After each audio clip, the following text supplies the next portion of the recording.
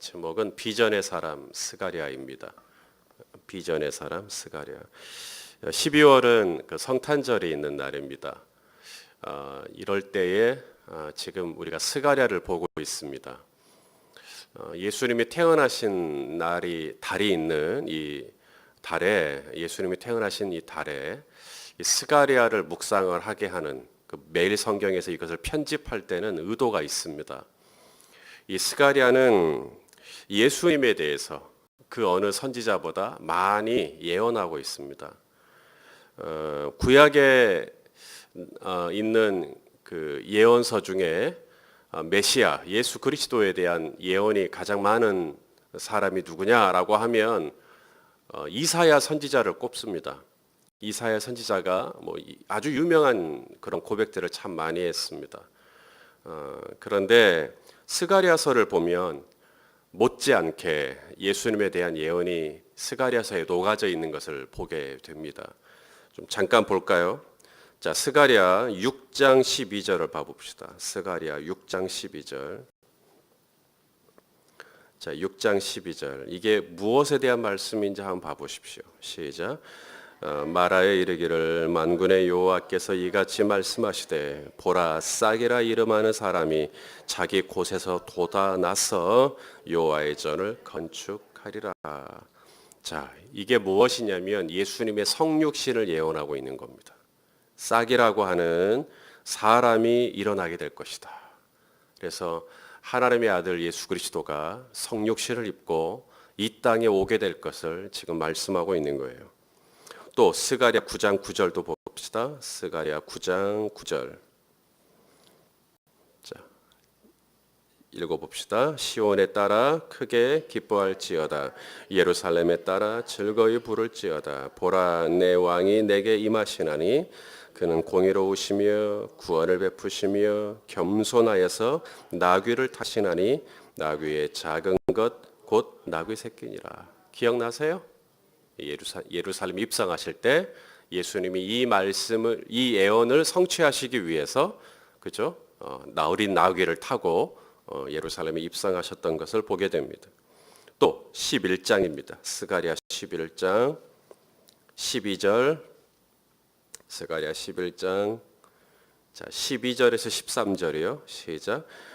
내가 그들에게 이르되 너희가 좋게 여기거든 내 품삯을 내게 주고 그렇지 아니하거든 그만두라. 그들이 곧 은 30개를 달아서 내 품삯을 삼은지라. 여호와께서 내게 이르시되 그들이 나를 헤아린 바 그 삭을 토기장이에게 던지라 하시기로 내가 곧 그 은 30개를 여호와의 전에서 토기장이에게 던지고. 누가 생각나요? 가룟 유다 생각나죠? 유다가 예수님을 배반할 것을 스가랴는 이렇게 이야기하고 있는 겁니다. 자, 13장 7절이요. 예수님에 대한 예언 많죠? 자, 13장 7절이요. 13장 7절 시작. 만군의 여호와가 말하노라 카라 깨어서 내 목자 내 짝된 자를 치라. 목자를 치면 양이 흩어지려니와 작은 자들 위에는 내가 내 손을 들이우리라. 예수 그리스도에 대한 십자가 고난을 예언하고 있는 겁니다. 내 목자를 쳐라. 양들이 흩어지게 될 거다. 끝이 아닙니다. 스가랴 14장 마지막 스가랴 14장 4절은 예수님의 재림을 이야기하고 있습니다. 자, 14장 4절이요. 시작. 그날에 그의 발이 예루살렘 앞 곧 동쪽 감람산에 서실 것이요 감람산은 그 한가운데가 동서로 갈라져 매우 큰 골짜기가 되어서 산 절반은 북으로 절반은 남으로 옮기고. 예언입니다. 예수님이 다시 오실 것에 대한 예언이 스가랴서에서 이렇게 기록되고 있습니다. 야, 재림은 예수님이 오셔서 예수님이 직접 예언하신 줄 알았는데 아니요. 구약 곳곳에 예수 그리스도의 다시 오심에 대한 예언들이 숨어져 있습니다. 어때요? 스가랴서에 예수 그리스도에 대한 예언이 많이 있죠. 그래서 성탄절 시즌을 맞아 스가랴서를 보게 한 겁니다.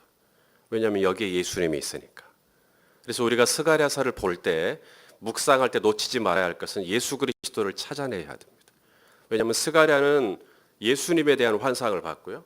그리고 그것을 이렇게 기록으로 남긴 거예요. 그래서 우리는 항상 이 본문 속에 흐르고 있는 예수 그리스도가 어떤 모습으로 묘사되고 있는지를 우리가 찾아낼 필요가 있겠죠. 지난 토요일부터 금요일부터죠. 스가랴서를 이제 보고 있는데 토요일 날 스가랴 1장 7절 이하가 시작되면서 스가랴의 환상, 8가지 환상이 시작이 됩니다.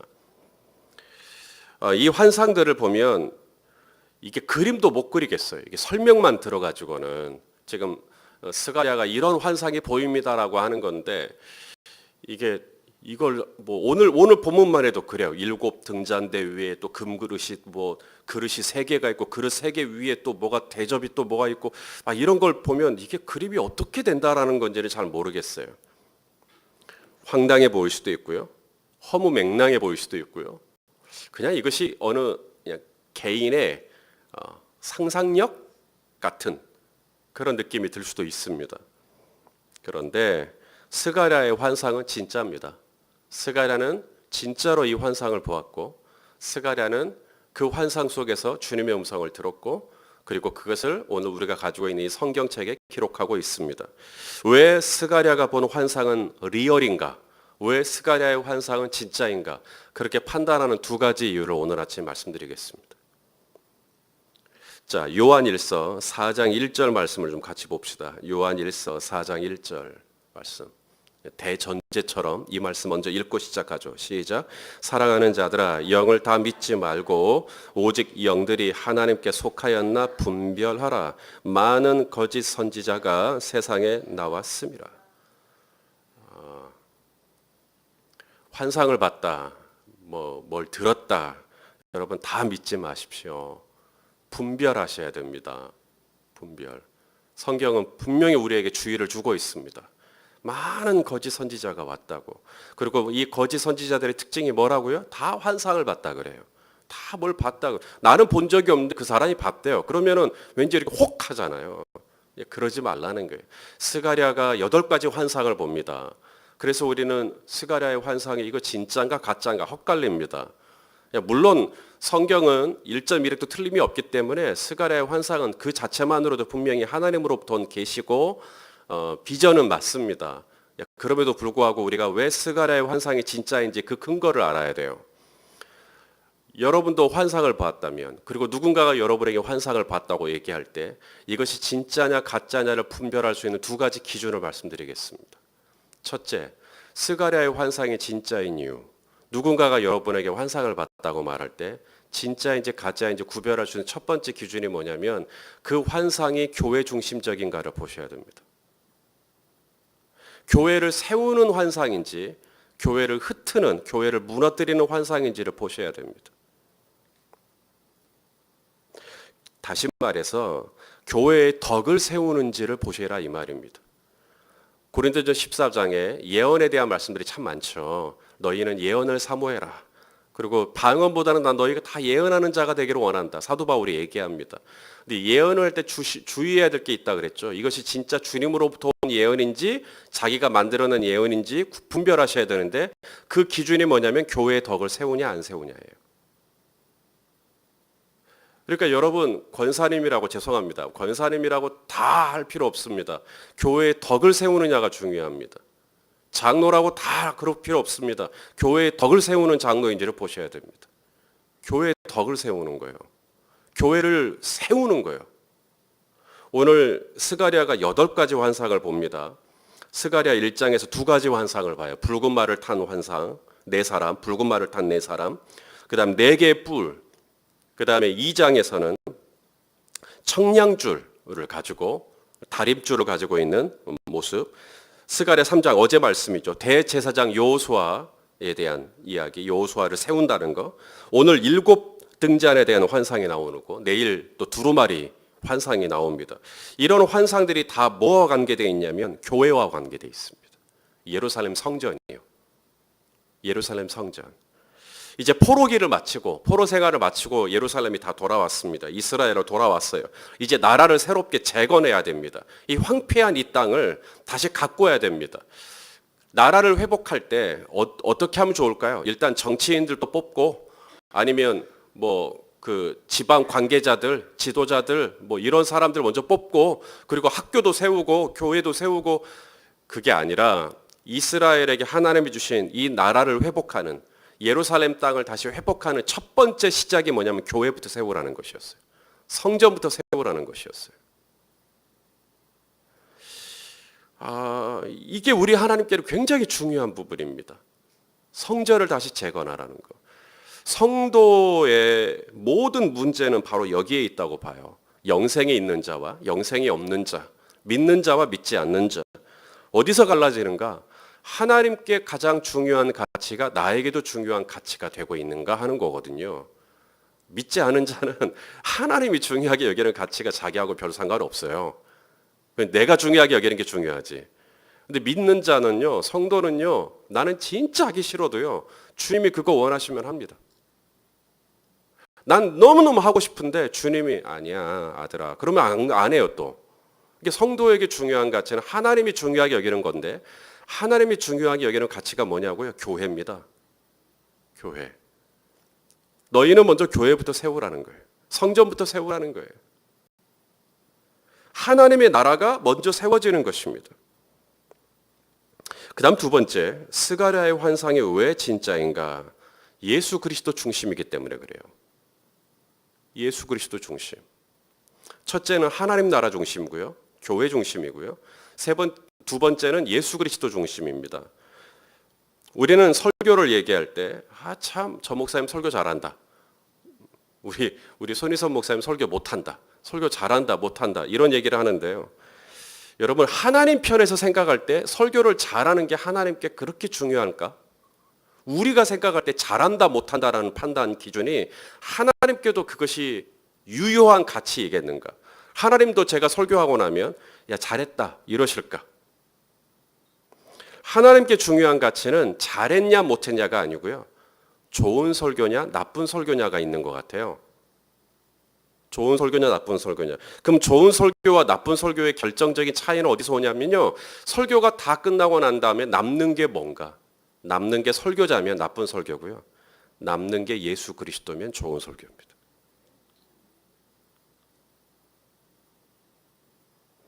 스가랴는 8가지 환상을 얘기하는데 8가지 환상이 전부 다 예수 그리스도입니다. 남는 게 예수 그리스도예요. 그러면 이 환상은 진짜예요.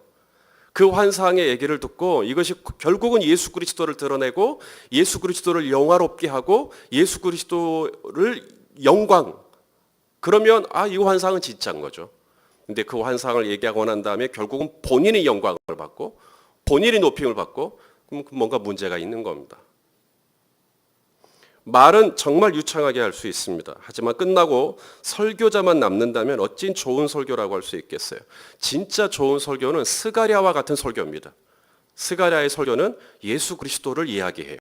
예수 그리스도의 권한, 예수 그리스도의 성육신, 오심, 예수 그리스도의 재림, 예수님에 대한 이야기만 하십니다. 그게 진짜 좋은 설교죠. 자, 또 하나 보겠습니다. 스가랴 선지자가 이 환상을 언제부터 보았는가 하는 부분이에요. 자, 스가랴 1장을 다시 좀 돌아가서요. 언제부터 이 환상이 열렸는지 스가랴 1장 7절, 8절까지 보겠습니다. 자, 시작. 다리오 왕 제2년 11째 달 곧 스밧월 24일에 이또의 손자 베랴가의 아들 선지자 스가랴에게 여호와의 말씀이 임하니라. 8절. 내가 밤에 보니. 자, 그러니까 이 환상들, 스가랴의 8가지 환상은 다 언제 열렸어요? 밤에 시작된 겁니다. 이게 굉장히 또 중요해요. 이게 어떤 물리적인 시간으로서의 밤을 의미하기도 할 거예요. 하지만 역사적인 의미로도 지금 예루살렘이 이스라엘이 굉장히 어두울 때입니다. 포로 생활을 마치고 돌아왔는데 70년 만에 돌아왔는데 이제 이제 황폐한 겁니다. 그래서 이제 하나님이 학계 선지자를 보내서 성전 지어라. 수르바벨을 통해서 성전을 지어라. 대제사장 여호수아를 통해서 성전을 지어라. 그래서 성전을 지었습니다. 그런데 원수들이 만만치 않게 공격합니다. 그래서 성전을 짓다가 말아버렸어요. 성전을 짓다가 손을 놔버렸습니다. 그렇게 해서 이제 성전이 이제 완전히 이제 짓다 말았으니 얼마나 흉물스러웠겠습니까? 이제 그 상태로 있다가 이제 하나님이 학개와 스가랴를 통해서 성전 다시 지으라고. 하나님의 집은 이렇게 흉물스러워지는데 너희끼리만 편벽한 집에 거하는 것이 옳으냐고. 이러면서 성전 다시 지으라고 하나님이 말씀하신 거예요. 당시의 교회가 그런 교회였습니다. 아주 흉물스러운 교회. 원수들에 의해서 아무것도 할 수 없는 교회. 음부의 권세에 의해서 힘이 도저히 없는 무력한 교회. 그런 교회였어요. 밤이죠, 밤. 영적인 밤입니다. 교회가 교회답지 못한 밤, 교회가 무너진 밤, 교회가 회파된 밤, 제단이 완전히 무너져 내려 있는 그런 밤인 것입니다. 자, 그런데 이런 밤에 스가랴의 환상이 열립니다. 이런 밤에. 이 환상이라는 말 영어 성경으로 보면 비전입니다. 비전. 우리가 비전 얘기할 때 환상이 비전이에요. 제 아무리 현실은 답답해도 비전을 가질 수 있다면, 환상을 볼 수 있다면 성도 여러분 소망이 있는 줄로 믿습니다. 이 비전하고 야망은 좀 다릅니다. 소년이여 야망을 가져라. 이 야망은 내가 갖는 거예요. 내가 출처가 납니다. 야망은 내가 하고 싶은 거예요. 내가 되고 싶은 거고. 그건 야망이에요. 비전은 뭐냐고요? 하나님으로부터 오는 겁니다. 그래서 우리가 비전을 얘기할 때 사실 성경적인 번역은 계시입니다. 계시. 하나님으로부터 온 거니까요. 그래서 잠언에 솔로몬이 묵시가 없으면 백성이 방자에 행하거니와라고 말할 때 There is no vision, 비전으로 번역된 성경도 분명히 있습니다만은 상당히 많은 성경은 There is no revelation, 계시로 번역합니다. 계시. 비전이라는 말이 상당히 사람들에게 이 교회 바깥에 있는 용어로도 많이 쓰이기 때문에 내가 원하는 어떤 꿈, 내가 바라는 어떤 기대, 이것들이 다 비전으로 녹아져 있거든요. 그래서 계시라는 말이 상당히 맞아요. 어떻게 보면. 자, 비전과 야망을 제가 조금 구별해서 설명을 해드렸고요. 이 비전과 야망이 어디서 갈라지냐면 밤이 오면 비전은 밤이 와도 썽썽합니다. 근데 야망은 밤이 오면 견딜 수가 없습니다. 이 밤을 인내할 수 있는 힘이 야망에는 없어요. 야망을 가지고 쭉 진행을 하다가 밤이 오잖아요. 그러면 무너져 버립니다. 밤을 이렇게 넘어갈 수가 없어요. 야망에게 밤은 실패를 의미합니다. 그래서 안 되는구나. 그래서 야망을 꺾어버립니다. 이제 더 이상 생각하지 않습니다. 근데 비전은요, 밤이 와도 여전히 찬란한 불빛과 같아요. 밤이 와도 가지고 있습니다. 동굴 속에서도 비전을 가지고 있죠. 그래서 마음을 확정하여 주님을 노래하고 찬양합니다. 비전을 가진 사람은 감옥 속에서도 기도합니다. 비전을 가진 사람은 사자굴에서도 기도합니다. 비전을 가진 사람은 풀무불 들어간다 해도 포기하지 않습니다. 밤이 왔을 때 이게 훅 하고 꺼져버리면 야망인 거고요. 밤이 왔을 때 여전한 힘을 가지고 있다면 그건 비전입니다. 비전. 지금 스가랴는 이 밤에 그 비전이 열리고 있는 거예요. 자, 성령이 너희에게 임하시면, 기억나시죠? 성령이 너희에게 임하시면 너희 자녀들은 예언할 것이요, 너희 청년들은 환상을 보고. 그게 환상의 영어로 뭐라고요? 그게 비전이라요. 비전. 그러니까 성령이 우리에게 임하잖아요. 성령이 우리에게 임하면 뭐가 열려요? 비전이 열리는 겁니다. 비전이 생겨요. 비전이. 정말 우리 집안 꼬라지는 정말 영 아니거든요. 그렇게 말씀하실 수 있어요. 정말 내가 우리 집을 볼 때 우리 집안은 안 될 것 같아요. 그런데 기도를 하고 성령이 임하고 그러면 집안에 대한 비전이 열립니다. 교회에 대한 비전이 열려요. 그리고 이 나라와 이 민족에 대한 비전이 열립니다. 하나님은 비전의 사람을 쓰십니다. 자, 오늘 본문에 보니까 등잔대의 환상을 보게 되는데요. 이 등잔대가 두 감람나무가 양옆에 있어요. 그리고 두 감람나무의 가지 끝에서 기름이 흘러나와요. 그리고 그 기름이 이 등잔대가 다 받고 있다는 거예요. 그래서 스가랴가 질문을 합니다. 하나님, 저거 뭔 뜻입니까? 지금 이 두 감람나무에서 이 기름을 이렇게 쫙 받고 있는데 이게 뭐죠? 이 기름은 너의 힘으로 되는 게 아니라, 너의 능으로 되는 게 아니라 오직 나의 영으로 된다. 성령의 기름을 의미하는 거예요. 성령의 기름을 받아야 너 사역할 수 있다는 거예요. 교회는 어떤 곳인가? 교회는 성령의 기름을 받는 곳이 교회다는 거예요. 지금 그 얘기를 하고 교회를 이야기하고 있고요. 예수 그리스도를 얘기하고 있는 거예요. 그래서 다시 질문합니다. 그러면 이 두 감람나무에서 이 기름들이 흘러나오고 있는데 이 기름이 뭡니까? 라고 했을 때 뭐라고 대답하시는가? 12절을 봅시다. 자, 12절. 다시 그에게 물어 이르되 금기름을 흘리는 두 금관 옆에 있는 이 감람나무 두 가지는 무슨 뜻이죠? 라고 물어요. 자, 14절 시작. 이르되 이는 기름 부음 받은 자 둘이니 온 세상의 주 앞에 서 있는 자니라. 이 두 사람은 스룹바벨과 여호수아, 대제사장 여호수아를 의미합니다. 그렇지만 기름 부음 받은 자라고 얘기하죠. 그러니까 이것은 두 감람나무는 올리브나무, 거기는 기름이 나오는 거예요. 거기서 기름이 이렇게 쭉 나오는 건데 이게 뭐냐면 성령의 충만을 의미하는 겁니다. 성령의 충만. 사랑하시는 성도 여러분, 성령 충만하시기를 바랍니다. 성령 충만해야 예언이 되고요. 성령 충만해야 환상이 열리고요. 성령 충만해야 꿈을 꾼다고 성경은 얘기합니다. 밤이 문제가 아니에요. 지금 내 육신은 밤이에요. 몸이 아파요. 또 나는 지금 재정적으로 너무 힘들어요. 밤이죠. 영적으로 너무 곤고해요. 밤입니다. 성도 여러분 기도하시고요. 오늘 새벽에 기도하시고 성령으로 충만해지시고 그러면 성령님이 내 안에 기름 부으심이 충만해지면 이게 뭐로 이어지냐면 이게 비전으로 이어져요. 그래서 기도하기 전과 기도한 후가 달라지는 겁니다. 기도하기 전에는 비전이 없었어요. 환상이 없었어요. 그냥 현실밖에 없죠. 근데 기도하고 딱 나면 우리 배우자가 우리 남편이 뭐 좀 될 것 같아. 우리 아들 때문에 너무 심란했는데 기도를 딱 하고 나면 하나님이 막 소망을 주셔요. 네 아들 된다. 내가 네 아들 책임진다. 막 그렇게 비전이 딱 열리고 나면 기도 딱 끝나고 나면 갑자기 아들에게 내가 대하는 태도가 달라져 있어요. 왜냐하면 비전이 열렸기 때문에. 그래서 기도하기 전과 후가 달라지는 겁니다. 오늘 정말 이 새벽에 기도하고 하나님으로부터 성령의 기름 부으심을 받고 저와 여러분의 눈이 열려서 아무리 어두운 밤을 지나고 있다 할지라도 환상의 사람, 비전의 사람 다 되시기를 예수님의 이름으로 축원합니다. 찬송가 542장